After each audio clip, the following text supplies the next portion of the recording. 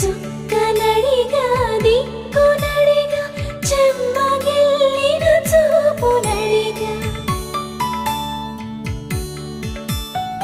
నీరు పొంగిన కనులలోన నీటి తెరలే అడ్డు నిలిచి చూసుకోమని మనసు తిరిగి మనసు మాటలు కాదుగా